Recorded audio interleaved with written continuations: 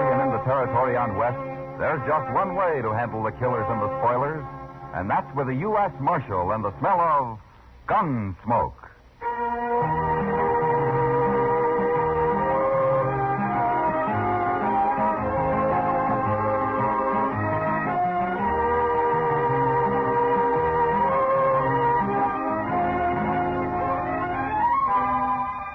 Gunsmoke, starring William Conrad. The story of the violence that moved west with young America. The story of a man who moved with it. Matt Dillon, United States Marshal.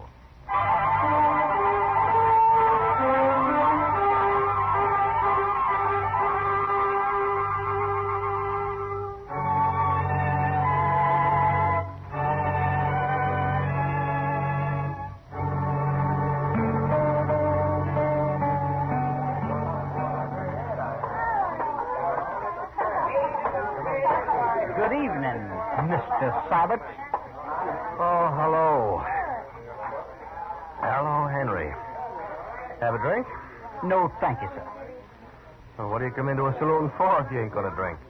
No offense, Mr. Sabat. I just don't feel like a drink. Well, man's free to do what he feels like, Henry. Up to a point he is, sir. You're all alike, you Southerners. We keep our word. To men and to women.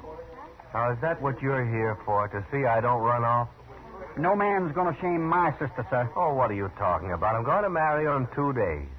Yes, sir. You are. Now, look, Henry. We postponed the wedding last month because I had to go to Abilene on business. I run a big ranch. It takes a lot of hard work and time. And the ranch comes first. Can you get that through your head? I understand. I just hope for your sake you don't have to go anywhere this time.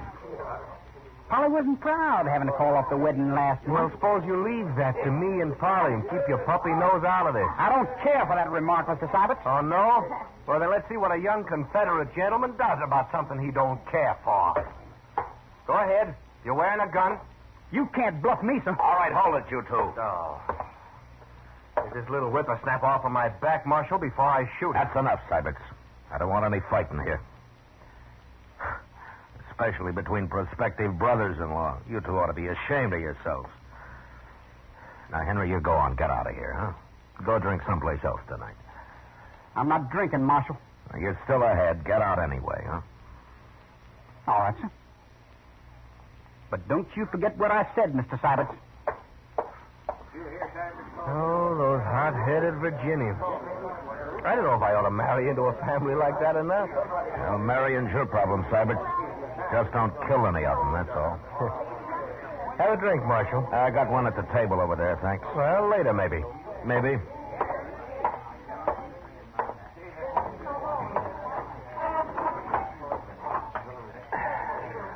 You sure stopped that just in time, Matt.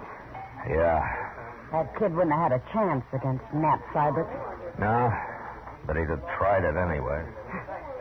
They're going to make a real happy family. Now, they'll get along. Syberts and Polly, anyhow. They will if Henry and his father give him a chance. It's too bad Mrs. Troyman isn't still alive. Should handle it better. Now, they're nervous about the wedding, that's all, Kitty. And about Sybert's money. They need it bad. No, I used to be rich, Kitty. Back in Virginia. Sure, before the war. What about now? Why do you think they're so happy to be able to marry Polly off to a big rancher like Sybert? You know it as well as I do, Matt. Yeah, except for Polly. I think she's real fond of Sybert. Sure. And he's fond of her, too. After all, she's a woman, isn't she? Yeah, I know. But maybe you'll settle down now and quit running around so much. I hope so, for her sake. When's the wedding, Matt? Day after tomorrow? Yeah, that's what they say. You're going, aren't you? Yeah, I suppose I'll go. I love Oh, weddings. great heavens, Kitty. I nearly forgot. What? I saw Polly on the street the other day, and she asked me to tell you that you'd be welcome at the wedding if you want to come. She did? Well, I've only met her at the store and around. Seems she likes you. Anyway, that's what she said. Well, gee, Matt. You think I should? Well, you were invited by the bride. I don't know why not. Well, maybe I better think it over. She's got enough trouble as it is. But anyway, I feel kind of good, her asking me. They're just people, Kitty. Like anybody else.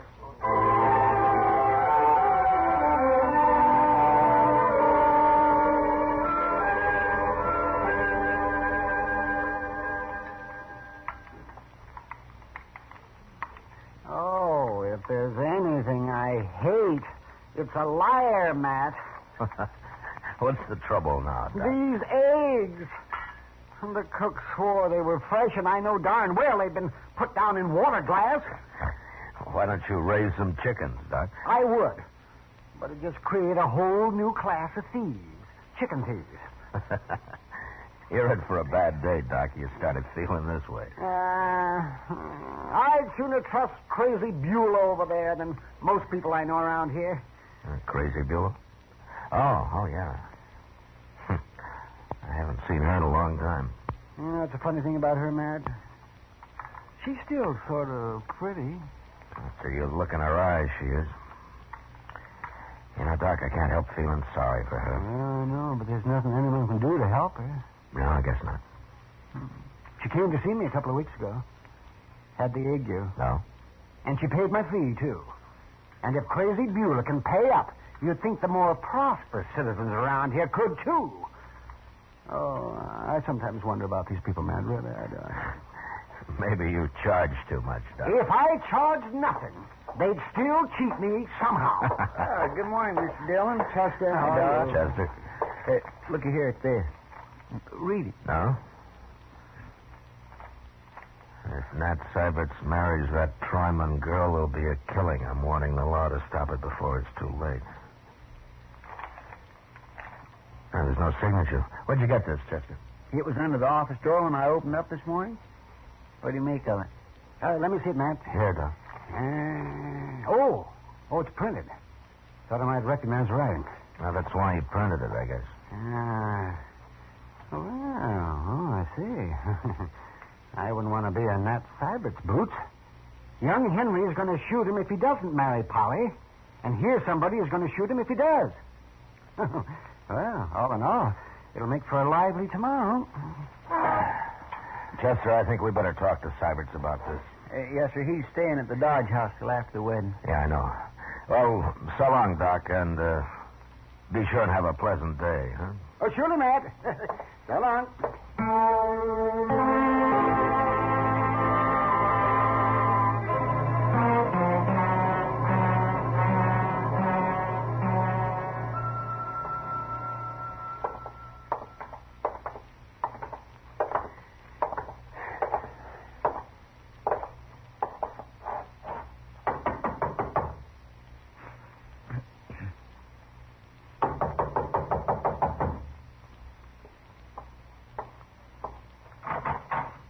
Well, Marshal, Chester.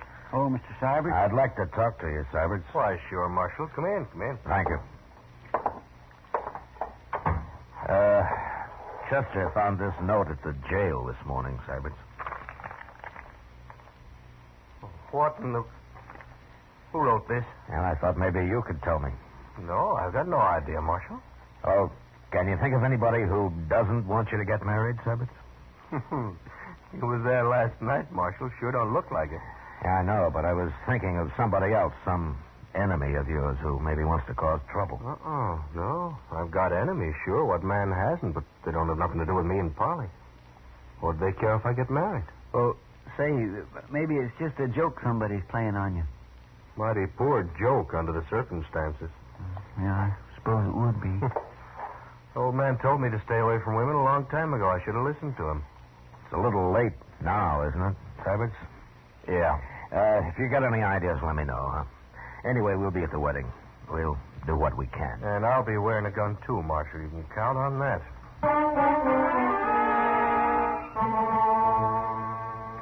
Nat Syberts was a little wild, maybe, and he had a reputation with the women, but at the same time, he'd worked hard, and everybody felt that once he settled down, he'd probably be as steady as the next man. In any case, I didn't like the idea of a groom having to wear a six-gun at his wedding, and even less the fact that a shooting might take place in the church. So I went out to see the Troymans. Polly came to the door and ushered me into the front room where her father and Henry were sitting. Can we fetch you something, Marshal? Glass of bourbon? No, thank you, Mr. Troyman. It wouldn't be very good bourbon, I'm afraid. Prices up, money's down. Things haven't been easy lately. Not for this family, anyway. Please, Father. Polly, I hate to bother you this way, but, well, it's important. Nothing's happened to Matt. If he's run off, I'll... Quiet, Henry. Now, let the marshal speak. No, he's all right, Polly. I just want to know if you can think of anybody who'd try to put a stop to the wedding tomorrow. Try to stop it. That's right, Henry. But, Marshal, I don't understand. Well, somebody's threatened to, Polly. I don't know who it could be, and neither does Nat Syberts. I talked to him about it, too. This is mighty strange, huh? It sure is. Is this true, Marshal? And it looks that way, Polly. But who'd not want us to get married? Polly, when you took up with Nat Syberts, was there anyone else who might have been jealous about it? Uncommonly jealous, I mean. Enough to start trouble tomorrow? No, Marshal, there wasn't. Say, what about Red Withers? Oh, Red Withers and I broke off 2 months before that, Henry. Besides, he's gone to Los Animas. And there wasn't anyone else? No. Not unless she was sneaking out at night, like. Father, another word like that out of you and Little baby, Dad. Marshal, have you thought that maybe Nat Syberts himself might have started this? He didn't. How do you know he didn't? He ran out once before. Henry, He's not that kind of a man, Henry, that's why. Now, let's not get all upset about this. Polly, I promise you that Chester and I'll be there tomorrow, and we'll see that nothing goes wrong. Thank you, Marshal. I'll be there, too. Don't forget that. Sure, Henry. But don't come wearing a gun, Why not? because I'll take it off you if you do. You're too ready to use it. Is there anything I can do, Marshal? Well, I'll let you know if there is, Mr. Troyman. I'm sorry I had to trouble you with this, Polly. I understand, Marshal, and I thank you kindly. I'll see you to the door. Thanks.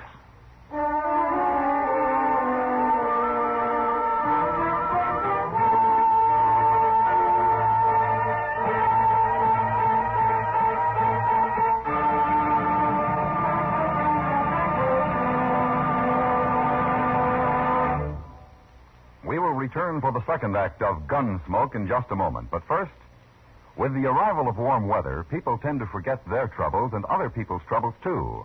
We go off for the pleasures of the beach, the forests, and the countryside. By all means, let's get the most that life has to give. But let's keep the need of the Red Cross, the continuing need for blood, somewhere in our minds. At least once this summer, give a pint through your local chapter. Don't forget, disaster waits on no season. Give blood during the summer, too. Now the second act of Gunsmoke.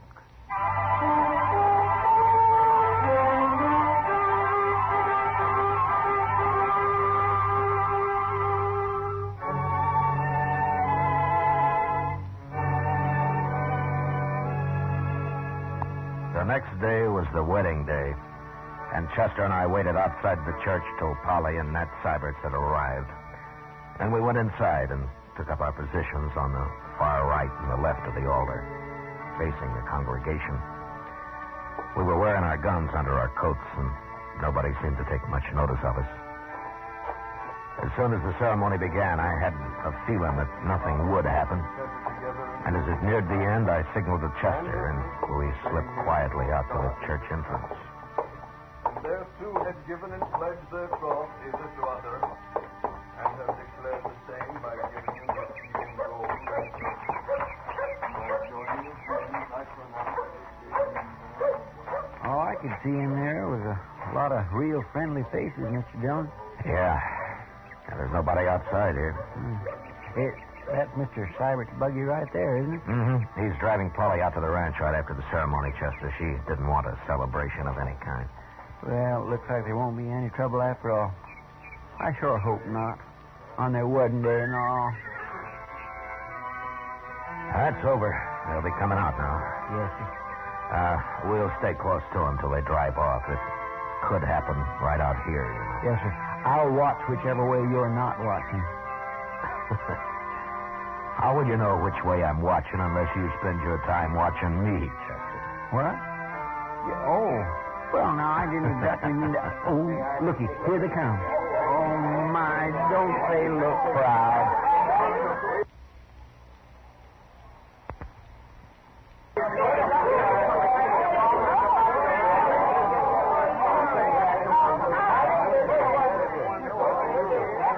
Marshal. Congratulations, Cybert. Oh, thank you, Marshal. Get over here for a minute, huh? Sure.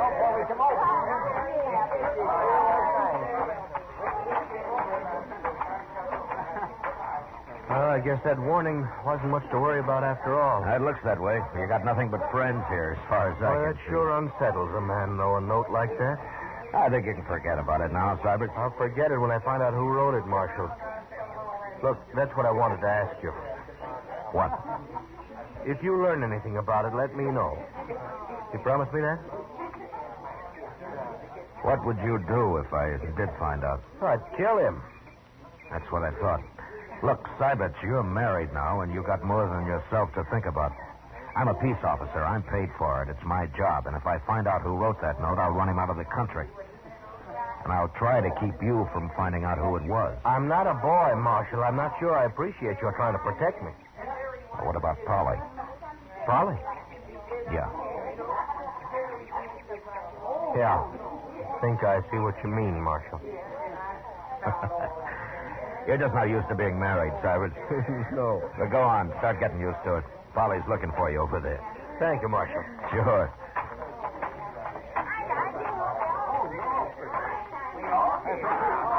Are we all set to go? Anything wrong, Mr. Dillon? Not a thing, Chester. Come on, let's see him off. Thank you. All right, Polly. Up you go, honey. That's the way. Come see us up the ranch. Goodbye. Goodbye.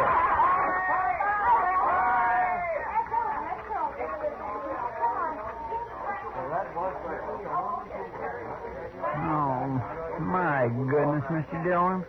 What, Chester? Oh, I'm just like an old woman at a wedding. You know, they ought to have more weddings here. Well, if you like him that much, Chester, why don't you do something about it? Well, what could I do? Get married. Huh? Me? Get married? Well, why not? Oh, now, Mr. Dillon, you know I can't do that. Why, I don't make enough money to keep body and soul together just for me, let alone a wife and a lot of kids and in-laws and all that. My goodness. Well, you could start with just a wife. Did you hear that? Yeah. It's down the road Cybert took. Come on, grab a horse. Anybody's horse, Chester. Pardon me.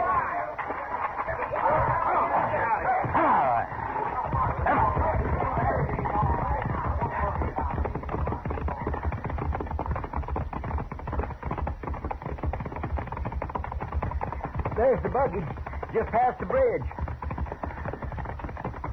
I don't see nobody else. Ease up, Chester, so we don't scare the horse.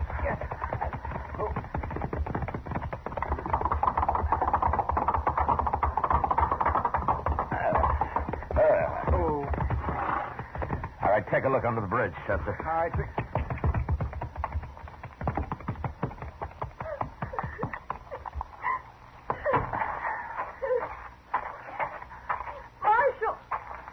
Marshal, they shot him. Is he dead, Polly? He's breathing. But I couldn't drive the horse back and hold him, too. Oh, Marshal, why did they do it? Who did it, Polly? How many were there? I don't know. I didn't see anybody. We were just driving across the bridge and they shot him. Nobody around, Mr. Dillon. How is he? Oh, please, Marshal, do something. He'll die. Chester, get in the buggy and drive back to docks, quick. Yes, sir. All right, just give me them lines, Polly. And tell everybody to stay in town. I don't want them messing up the tracks out here. Now, hurry. We'll be there before you know it, Polly. Hold him tight now.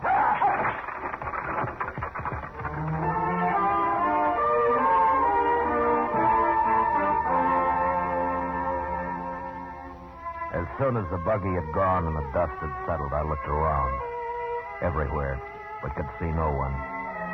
Then I walked back and followed Chester's horse tracks down off the wagon road. His were the only marks on that side of the bridge, so I crossed over to the other side. And there I found the footprints of what must have been either a child or a woman. They led off in the direction of a small cabin about 300 yards away. And I followed them, gun in hand, at a slow trot. When it was clear that whoever it was had gone straight to the cabin, I left his trail and approached the door from a right angle.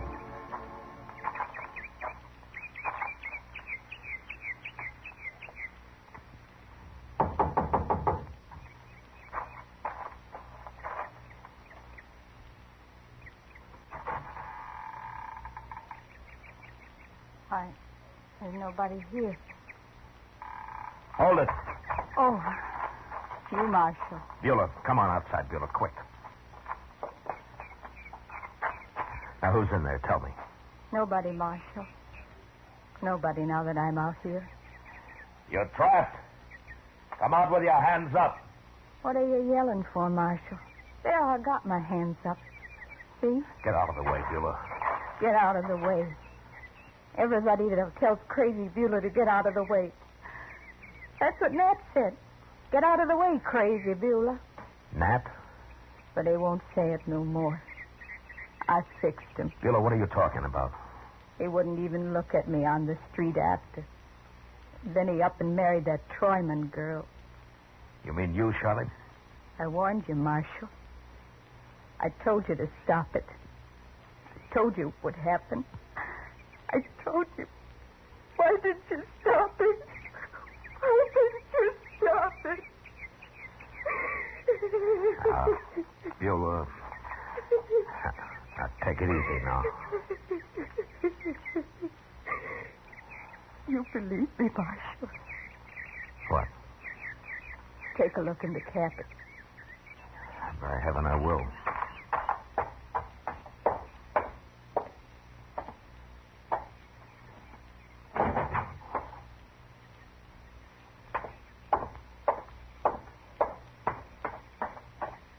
What's this all about, Beulah? There's nobody in there. Smell my rifle. Well, where is it? Right there by the door.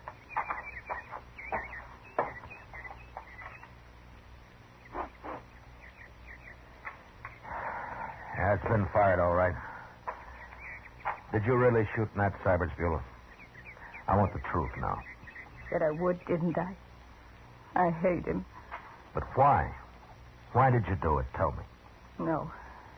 I won't tell you. I don't have to. Well, it's clear enough that you did it. All right, Beulah, get your things and let's go into town. I don't need nothing, Marshal. I got all dressed up and everything. See? See? Yeah. Yeah, you look fine. I feel better now, Marshal. Now that it's all over. He's dead. I feel a lot better.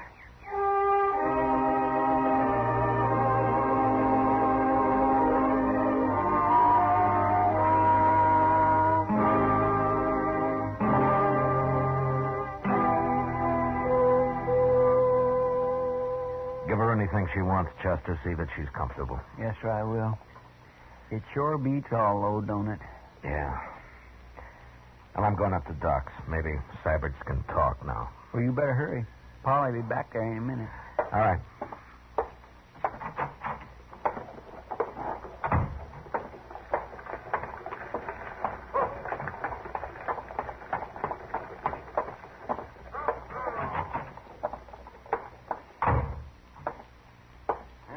Hello, Mac. How is he, Doc? I can't tell yet, but don't wear him out. Sure that whoever it was had gone straight to the cabin. I left his trail and approached the door from a right angle. I guess we should have stayed with you a little longer, huh? I don't even know where it came from, Marshal. He was under the bridge there, I guess. Got me right in the back. It wasn't a he, Syberts. It was a she. A woman? Crazy Beulah. I just locked her up. Well, how do you know it was her, Marshal? I trailed her to her cabin, and she admitted it. She say why she did it? She said you wouldn't look at her on the street. told her to get out of the way or something. Doesn't matter much. Unless you want to tell me. Well, just that I got drunk one night, Marshal, and she kind of chased after me ever since, and I tried to keep out of her way. I see. Well, what are you going to tell Polly? If I live. If you live. I don't know, Marshal. Might even tell her the truth.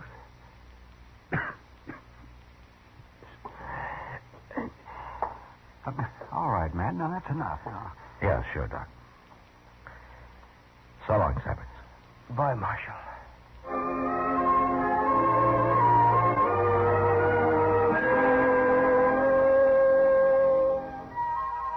2 days later, Doc announced that Nat Syberts would live. And the next day, they moved him up to the Troyman house where Polly could nurse him. I never did know if he told Polly what it was all about. Maybe he didn't have to. Crazy Beulah never asked about him, never mentioned his name again. For her, it was all over and done with. And then finally, somebody remembered that she had people in St. Louis. And once I located them, I put her on a train and sent her off. She seemed quite happy about the trip. And more normal than I'd ever seen her.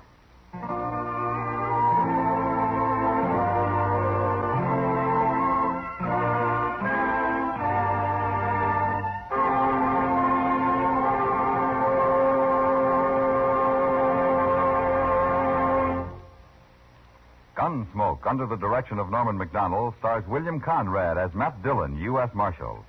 Tonight's story was specially written for Gunsmoke by John Meston, with music composed and conducted by Rex Corey.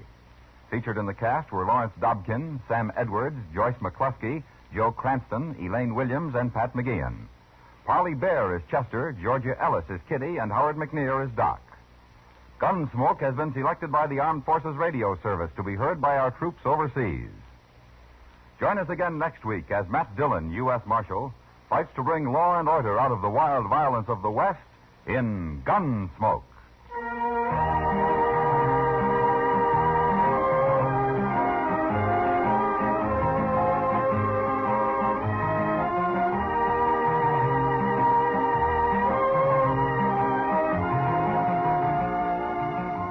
Beginning next week, Gunsmoke will be heard a half hour earlier over most of these same stations.